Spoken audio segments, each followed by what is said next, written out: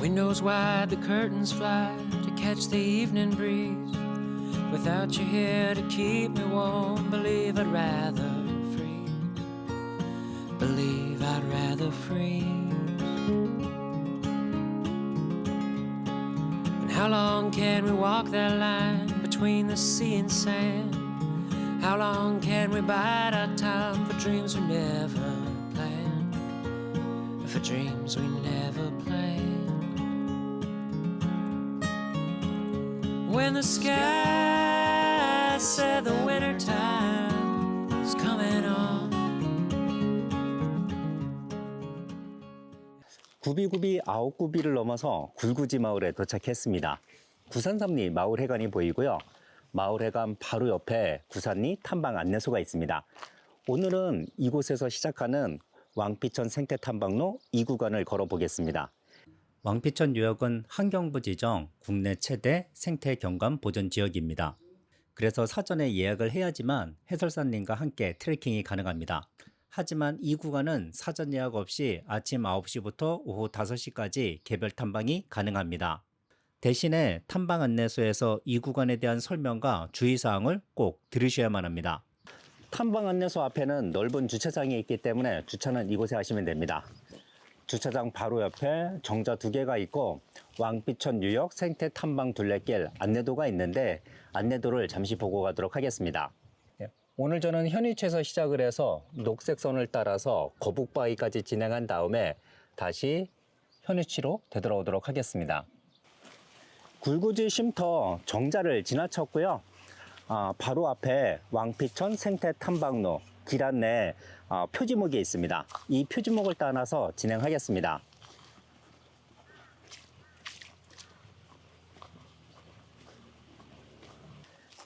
묘가 있고요. 묘 두 쪽에 소나무 4그루가 있는데 이 소나무가 막소나무라고 합니다. 저도 막소나무? 무슨 뜻인지 굉장히 궁금했는데 임진왜란 때 의병장들이 이곳에서 막사를 치고 있었기 때문에 막소나무로 불리고 있습니다. 막소나무를 지나자마자 굴구지 마을이 보이고 있습니다. 금강소나무가 굴구지 마을을 감싸고 있는데요. 굴구지 마을이 한적하면서도 평화롭고 아름다워 보입니다. 왼쪽에는 지금 특별한 농작물이 심겨져 있지 않은데 아마도 곧 농작물을 심을 것 같고요. 저 멀리에는 옥수수가 심겨져 있습니다. 갈림길을 만났고요. 나무로 되어 있는 이정표가 있는데 이정표를 확인해 보겠습니다. 직진하게 되면 4- 초소를 만나게 되는데 4- 초소까지는 2km 남았다고 합니다. 4- 초소 쪽으로 진행하겠습니다. 소나무가 길게 늘어선 산길을 걷고 있습니다. 시멘트로 포장되어 있지만 호젓하고 시골 정취를 느낄 수 있는 산길입니다. 오르막 구간을 오르고 있습니다. 저 같은 경우에는 오르막 구간에서 직선으로 오르는 것보다 사선으로 오르는 것이 좀 더 편하고 좋더라고요. 그래서 지금 사선으로 오르막을 오르고 있습니다. 오르막을 다 올랐고요. 지금부터는 내리막을 걷도록 하겠습니다. 앞쪽에 집이 몇 채 보이고 있는데 저 마을이 상천동 마을입니다. 지금은 제가 걷고 있는 이 길을 통해서 차가 드나들 수 있지만 예전에는 차량 통행이 거의 되지 않는 오지 중에 오지 마을이었습니다. 작은 텃밭을 지나가고 있는데 깨, 호박, 배추, 오이, 가지, 방울토마토가 심겨져 있습니다. 여름에 하나씩 따먹으면 맛있을 것 같습니다. 이번에는 고추밭을 지나가고 있고요. 고추밭 옆에는 고사리가 심겨져 있습니다. 저 멀리에 개가 낯선 이방인이 왔다고 낯선 이방인을 경계하고 있네요. 포도농장을 지나자마자 갈림길을 만났는데요. 왼쪽은 왕피천 숲속 캠핑장 가는 길이고요. 왕피천 생태탐방로 2구간은 오른쪽으로 진행해야 합니다. 안녕하세요. 안녕하세요. 나가면 거북바위입니다. 거북바위. 네. 끝까지 구경하시고 돌아오시면 될 것 같아요. 감시초소에서 여기에 계시는 해설사님으로부터 왕피천 생태탐방로 2구간에 대한 설명과 주의사항을 들었습니다. 계속해서 트레킹을 이어가도록 하겠습니다.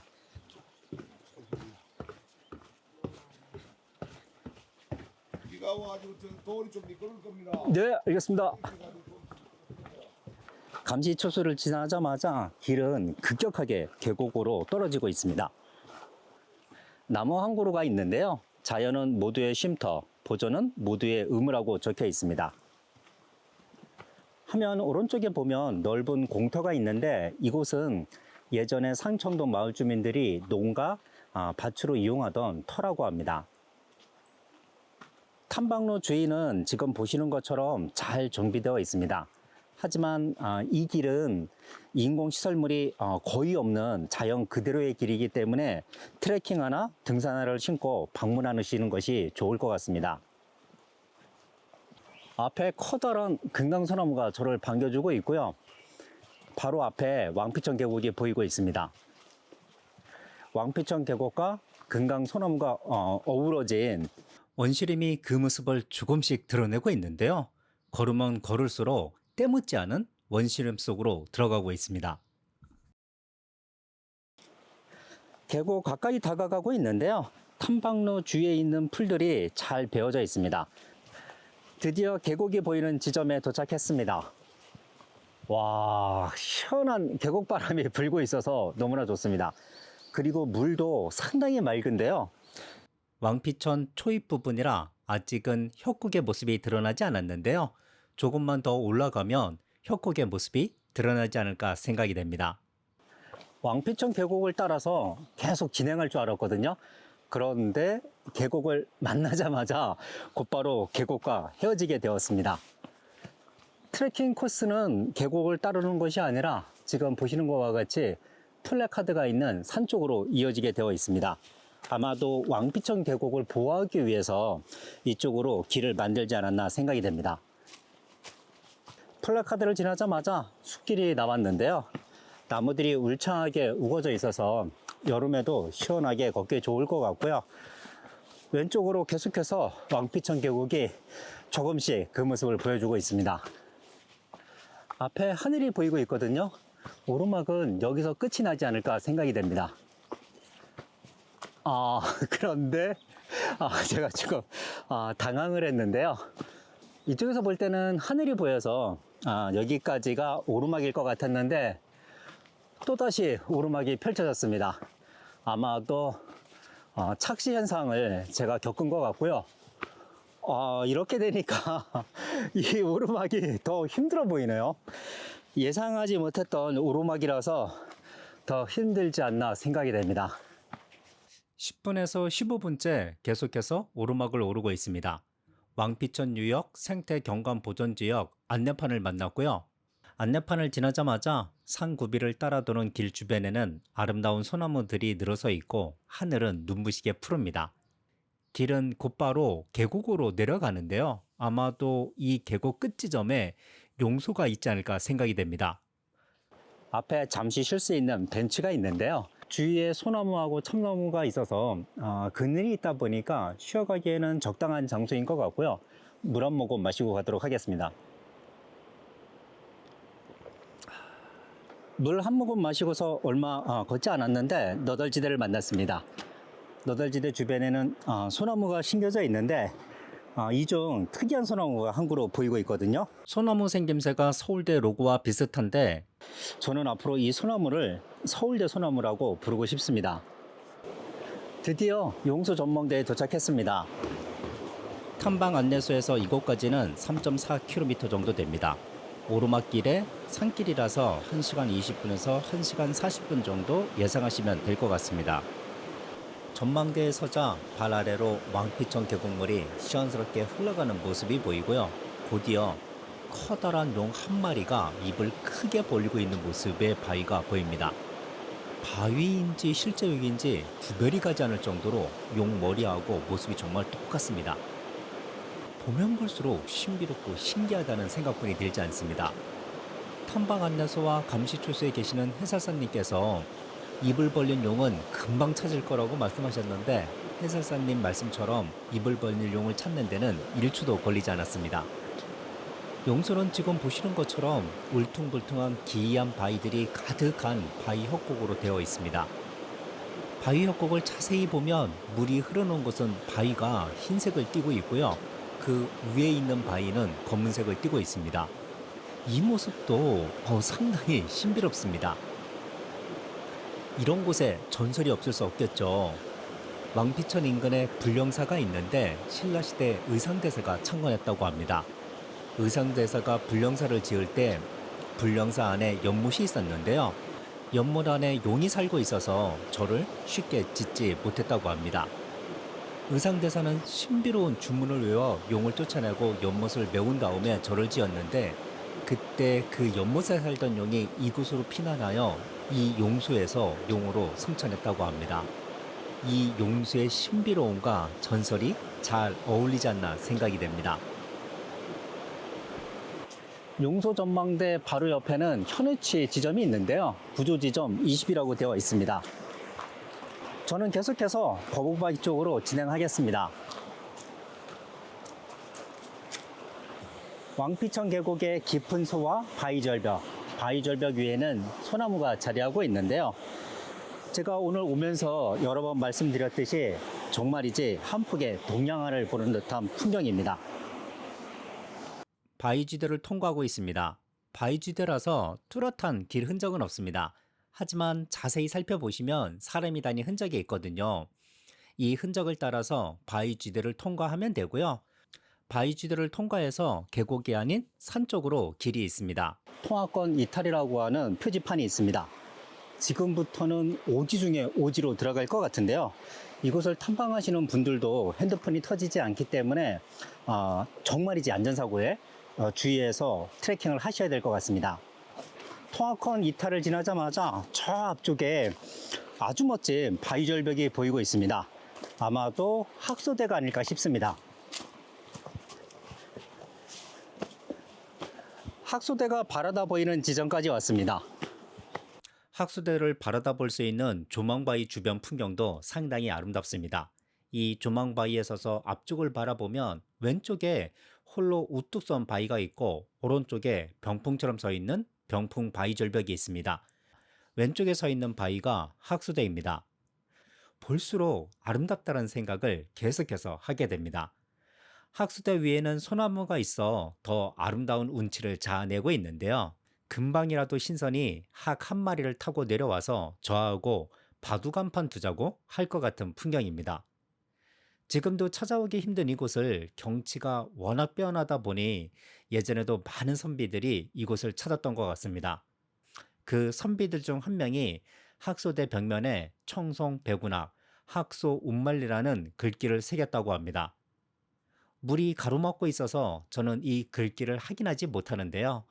혹시라도 물을 가로질러 학소대를 방문하시면 이 글귀를 찾아보시기 바라겠습니다.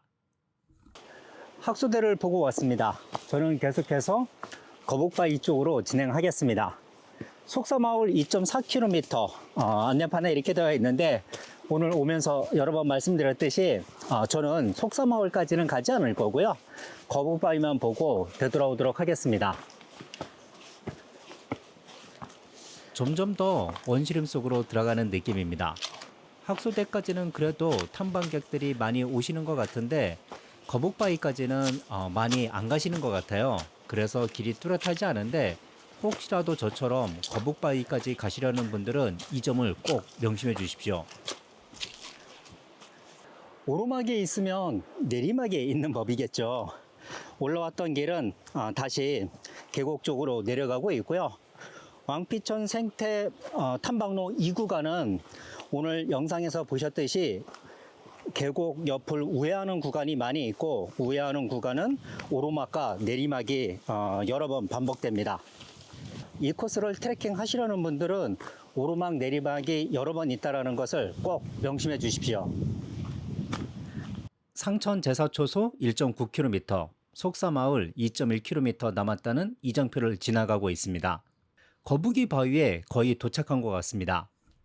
앞에 낙석주의 경고판이 있고 한눈에 보아도 낙석이 많은 구간임을 쉽게 알 수 있습니다. 앞에 계곡은 상당히 멋진데요.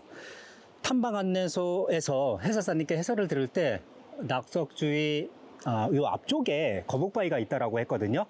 낙석주의 반대편 쪽에 병풍 같은 바위가 있고 그 바위 아래에 지금 보시는 것처럼 한 마리 거북이가 물속으로 들어가고 있는 거북바위가 자리하고 있습니다.